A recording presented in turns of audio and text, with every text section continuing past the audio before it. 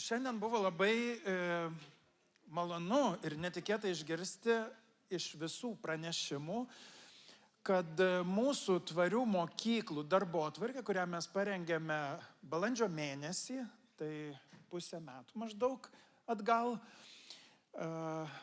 atrodo, kad pataikėme ir visi kriterijai vienu bent žodžiu buvo šiandien paminėti.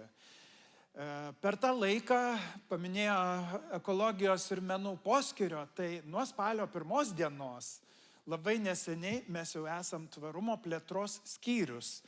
Tai paaugome ir taip, ir taip.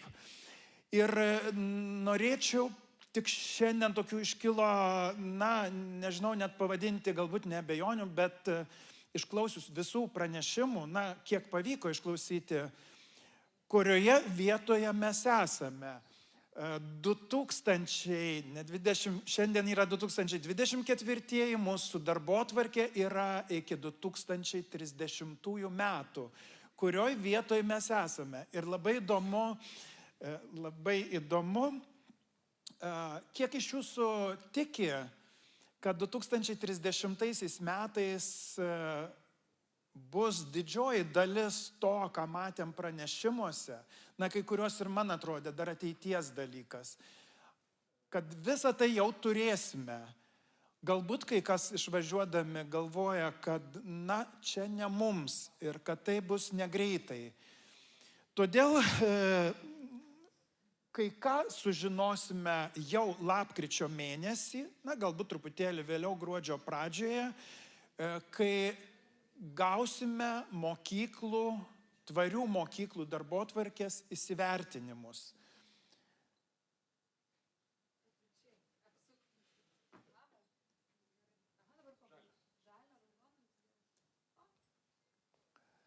Tai jeigu paklausčiau, kasgi yra iš netvarios mokyklos atvykę, tai tokių mokyklų Lietuvoje jau nelabai yra, nes pasižiūrėkime, čia yra labai nedidelis skaičius įvairiausių dokumentų, aktų, iniciatyvų, kurios reguliuoja tvarumą ir mokykla negali būti netvari.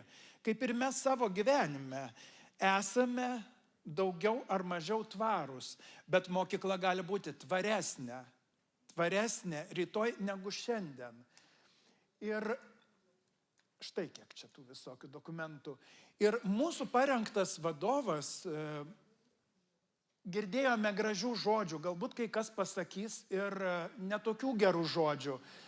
Ruošėme jį beveik metus ir, norėjome parengti ne dar vieną kažkokį labai biurokratinį, ilgą, didelį dokumentą, nes, vis tiek savo formą jisai yra dokumentas, bet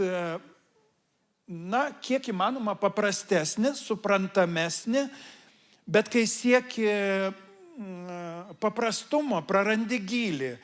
Ir beveik metus buvo ieškota, kaipgi tai padaryti. Jūs matėte ir šį vadovą, porą pranešėjų šiandien jį ir paminėjo ir netgi parodė atskirus puslapius.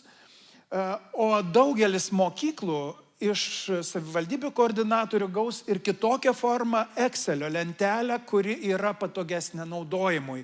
Tai reiškia, kad visi skaičiukai, viskas tas pats, tik tai sukris skaičiais automatiškai į lenteles. Kodėl yra svarbu įsivertinti? Ir iš viso, tiesa, gavau jau porą įsivertinimų, kuriuose buvo užduotas klausimas, ar gerai įsivertinome. Klausimas geras, bet iš tikrųjų jūs esate geriausi tvarumo ekspertai savo mokykloje. Jūs vertinate save ir kai save vertiname, būname adekvatus, būname dažnai negailestingi savo, galbūt per daug kritiški. Lietuviams būdinga trupučiuką kuklumas per didelis. Tačiau įsivertinimas yra patiems mums, mokyklų vadovai, aš kalbu konkrečiai. Pirmiausiai galime planuoti. Matome, kur trumpa, kur trūksta, kur silpna. Ir šitas sritis galime pasibraukti raudonai ar dirbame toliau ar ne. Patiko pranešėjas Vaidas Bacys, kai sakė, kad ne viską mes galime, ne viskas nuo mūsų priklauso, bet labai daug priklauso tiesiog, ne tik nuo direktorius, bet ir iš vis nuo bendruomenės nario. Galime planuoti, galime dalintis darbą. Kai kuriuos darbus gali padaryti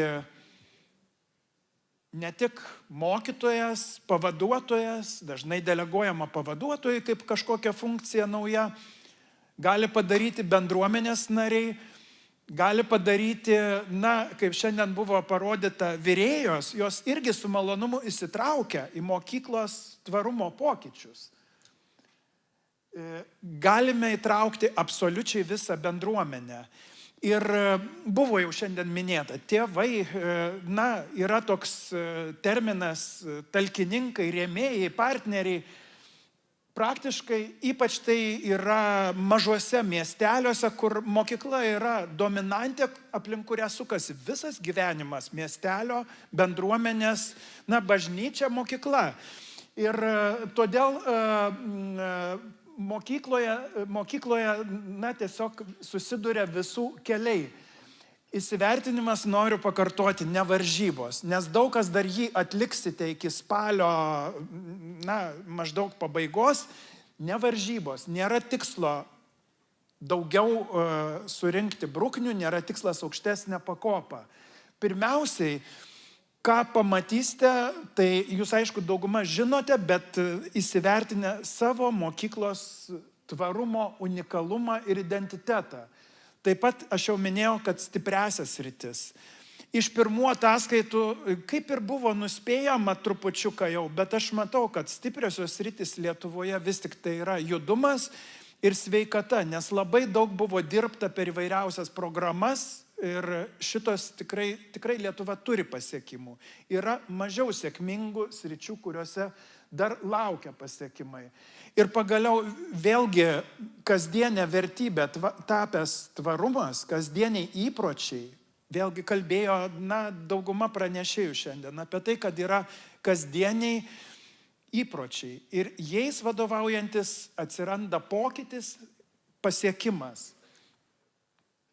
Įsivertinus, iškils natūralus klausimas, kas toliau, nes įsivertinimai numatyti kas 2 metai. Be abejo, 25 metais bus nacionalinis vertinimas. Bet kyla daug klausimų, ką daryti. Buvo tokių, man irgi klausimų, duokite 1 milijoną ir būsime tvarūs, o kodėl jūs šitas iniciatyvas mums brukate? Iš tiesų, taip, tvaresniais tapti 1 milijonas padės, bet tvariais kažin.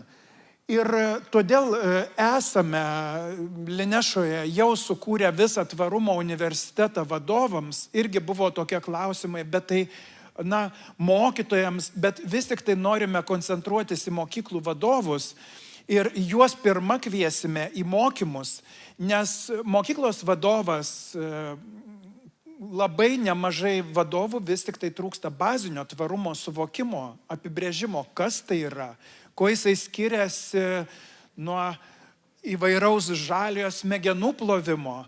Vadovas grįžęs galės ištransliuoti mokytojams, o galų gale tai pasieks mokinius ir visą bendruomenę. Todėl tikrai jau kovo mėnesį kviesime susitikti. Ir pagaliau, dažniausiai mes pamirštame pasigirti ir atšvęsti pokyčius, kad ir mažą pokytį. Atšvęsti ir pažymėti taip, kad galėtų džiaugtis visi, manome, kad tai yra viena iš svarbiausių prielaidų tolimesniam tvarumo augimui. Čia matome žalę pažaliavusią tvarumo Lietuvą, tai yra 49 savivaldybės, kurios jau yra tvarios mokyklos koordinatoriai šiuose savivaldybėse. Labai puiku, nes mūsų prognozė buvo 20, 49, yra šiai dienai puikus rezultatas. Mokyklų vadovams tiesa, noriu dar pasakyti, kad tokios savivaldybės kaip Palanga, Neringa, Birštonas, jos tikrai įsitrauks irgi, tik tai koordinatoriaus nebuvo galimybės paskirti, todėl kad švietimo padaliniuose dirba labai nedaug žmonių, bet žinome, kad jos tikrai dalyvaus. Elektrėnai taip pat pareiškia, kad neturės koordinatoriaus, bet dalyvaus tvarios mokyklos darbotvarkėje. Pirmiausiai, tai koordinatorius padeda, konsultuoja ir paaiškina, kogi mes siekiame. Toliau apie koordinatorių funkciją. Įsivertinimuose jie akredituoja, aprobuoja pirmos pakopos mokyklas. Mokyklos, kurios atliko įsivertinimą ir mano, kad jos yra pirmos pakopos mokykla, koordinatoriai tiesiog atsiunčia duomenis mums ir mokykla jau 2025 metais bus pažymėta kaip pirmos pakopos mokykla.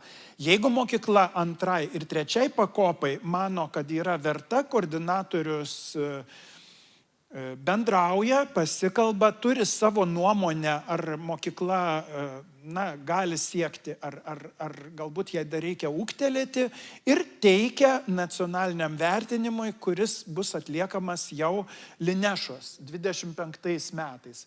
Ir pagaliau koordinatoriai dalinsis apie visus mūsuose būsiančius mokymus.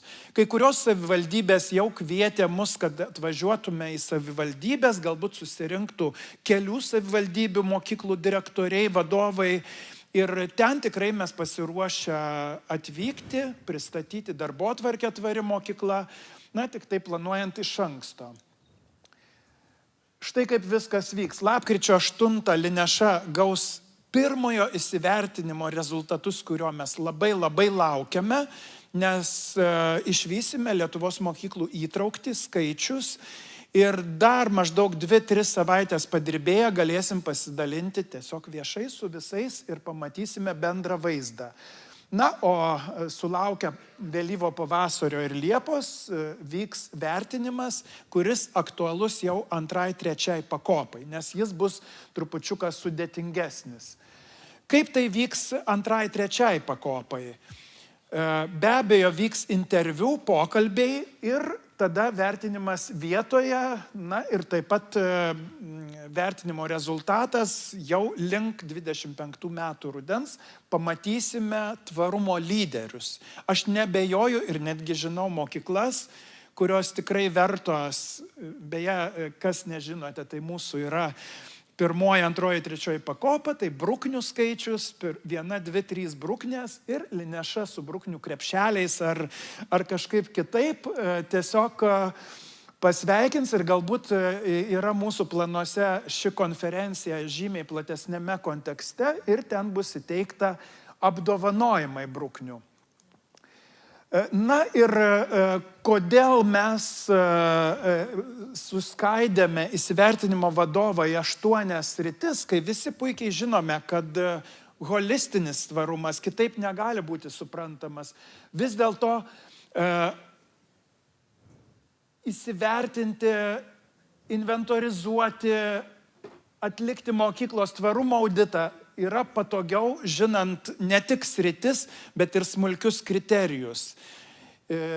Yra tokių kriterijų, kuriuos mokykla tikrai turi savus, jų nėra mūsų kriterijuose, yra palikta galimybė tiesiog įtraukti ir savus kriterijus, kurie mokyklos nuomonė yra vertingi ir jais pasidalinti su kitais. Dabar dar viena svarbi savybė, čia jau kalbant apie ateitį, tai mokykla gali pasirinkti pokyčių tempą. Mokyklos yra labai skirtingos, o tvarioj mokykloje gali dalyvauti darželiai, gali dalyvauti profesinio rengimo centrai, mokyklų skirtumai yra labai dideli. Todėl tempą, apimtis pasirenka mokykla, svarbiausias yra pats pokytis ir ėjimas į priekį tvarumo link. Labai daugybė yra įvairių tvarumo stereotipų ir tvarumas girdime kad ir šiandien žinias įsijungiau, 2 kartus buvo paminėtas tvarumas. Nusibosta, kai kas sako. Ir dar mes vis tvarumas, tvari mokykla, nusibosta. Galvojant apie tai, kad darome savo mylimai mokyklai, savo mylimai bendruomeniai, ir yra vienas iš tokių, kad kartais neminėti žodžio tvarumas, bet žiūrėti, kur buvau vakar, kur esu rytoj ir per šituos pokyčius kurti savo veiklos strategiją, nebrukant per prievartą tvarumo. To išmokstama, tą vadovai, manau, ir moka, tik tai tiek, kad atrasti save pačiuose tvarumo pokyčiuose, savo mokyklą ir savo bendruomenę. Ir nebūtinai apsiskelbti pasaulio gelbėtojais ir jokių būdų nebūti moralizuotojais, kurie tiesiog, vaikui pirštu rodo, kad štai atlikai kažką netvaraus. Štai mūsų Linešos kontaktai. Noriu pasakyti, kad labai laukiame lapkričio, nes pamatysime, obuoliai prinoko, sakykime, balandį taip obelis žydėjo prinokoje, obuolių nuraškėm derlių, mes derlius mūsų bus tik tai apie gruodį, bet pamatysime pirmąjį derlių tvarių mokyklų, įsitraukusių į darbotvarkę. Labai laukiame. Beje, Lineša taip pat tampa tvaria organizacija, pas mus jau vyksta procesas ir jau jisai įsibėgėjęs. Jeigu norėsite, kada nors pasidalinsime savo patirtimi.